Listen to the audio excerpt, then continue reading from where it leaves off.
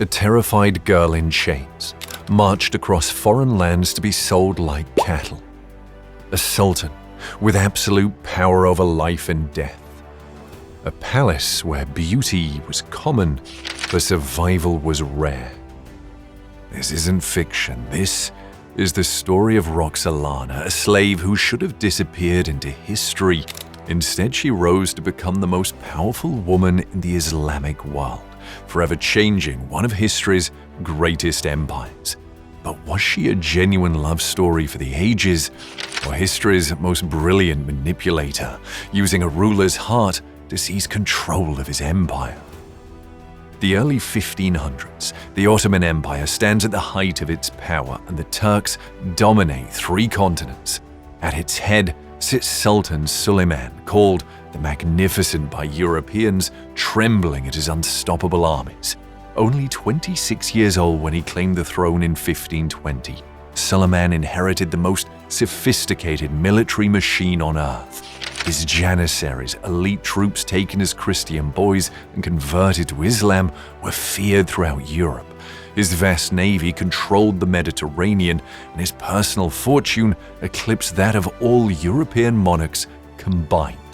Educated, athletic, and ruthlessly intelligent, Suleiman seemed destined to expand the Ottoman Empire even further than his conquering father and grandfather.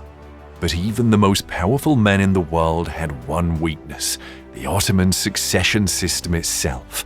Unlike European monarchies with their clear rules of succession to the firstborn son, the Ottoman system was brutally practical. When a sultan died, his sons would fight for the throne. The winner became sultan, the losers were executed. And this reality created a deadly competition within the sultan's harem, the sequestered women's quarters where hundreds of concubines lived under the watchful eye of eunuch guards and the sultan's mother. The harem wasn't just a place of pleasure, it was the empire's most vicious political arena, where beautiful women from across Europe, Asia, and Africa competed to catch the sultan's eye, bear him a son, and position that son to eventually seize the throne. Ottoman tradition had developed a practical system to manage this deadly competition. A concubine who bore the sultan a son would never share his bed again. She would dedicate herself to raising and protecting her son, a potential future sultan. One mother, one son was the rule, specifically designed to prevent the destructive rivalries that had torn apart other Islamic dynasties.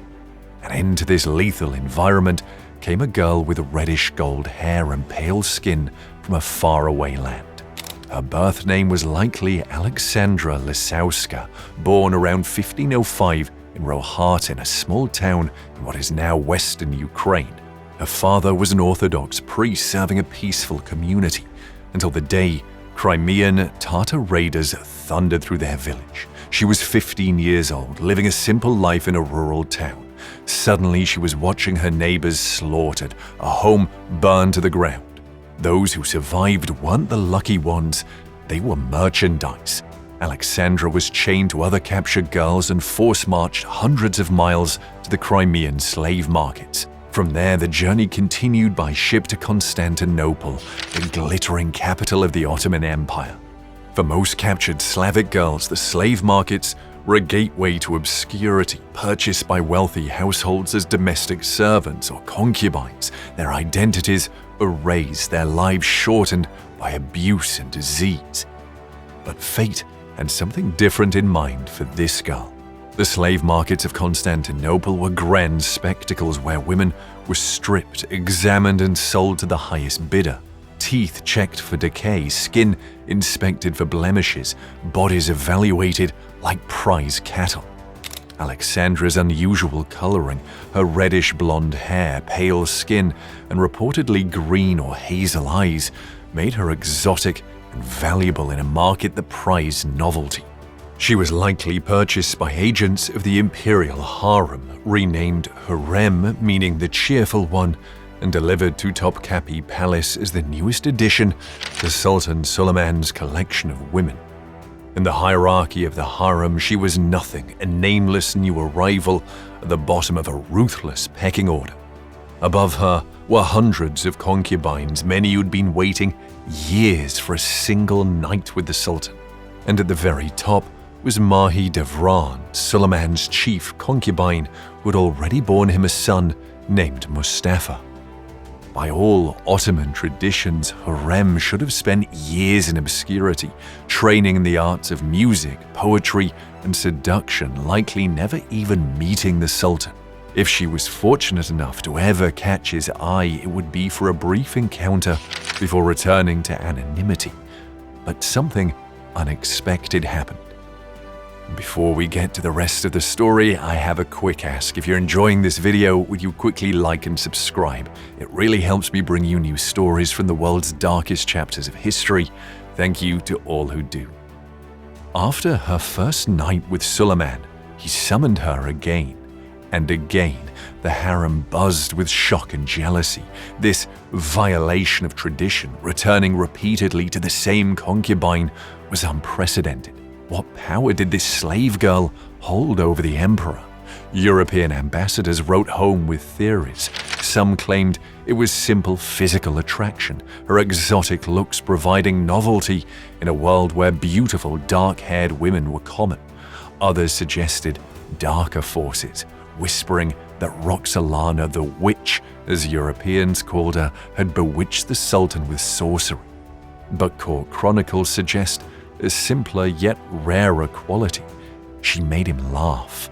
The serious, scholarly Suleiman, burdened by the weight of empire, found in Hurrem someone who offered genuine connection in a world of calculated seduction and political maneuvering. The reaction from Mahidevran was swift and violent. Historical accounts describe her physically attacking Hurrem, scratching her face and tearing her hair. In the brutal hierarchy of the harem, this should have ended Hurrem's rise. The established favorite had every advantage: position, a son who could be the next sultan, and allies throughout the palace. But rather than fighting back physically, Hurrem weaponized her greatest asset, her connection to Suleiman. She reportedly showed her injuries to the Sultan at their next meeting, letting her tears speak for themselves. Suleiman's reaction changed everything. Instead of dismissing the incident as harem politics, he became furious that anyone would harm his new favorite. Mahidevran's attack backfired catastrophically. Hurrem was moved to private quarters away from the communal harem, closer to the Sultan himself. A small victory that signaled a seismic shift in palace power. Then came the children. First, a son, Mehmed, born in 1521, then another son, Selim, then more, Abdullah, Bayezid, Miramar, a daughter, and Changia, 6 children in total. With each birth, Hurrem shattered another Ottoman tradition. The one mother, one son rule, designed to prevent exactly the kind of power she was accumulating, crumbled before her ambition. With each child, her position grew stronger, but so did the danger she faced.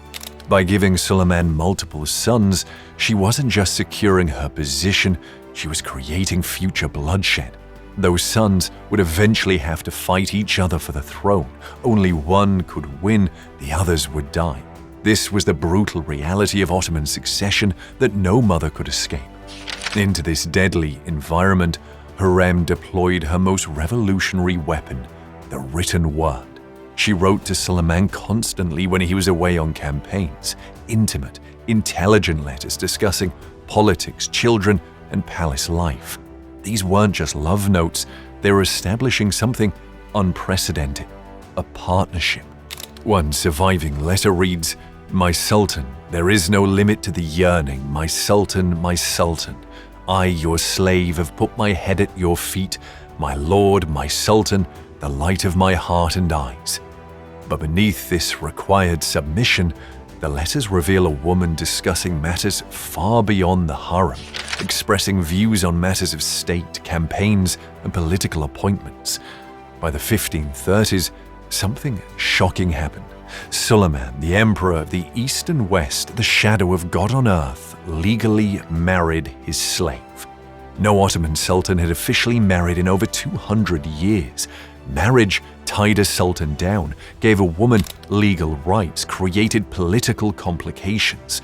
But Suleiman did it anyway, making Hurrem his wife, not just his concubine.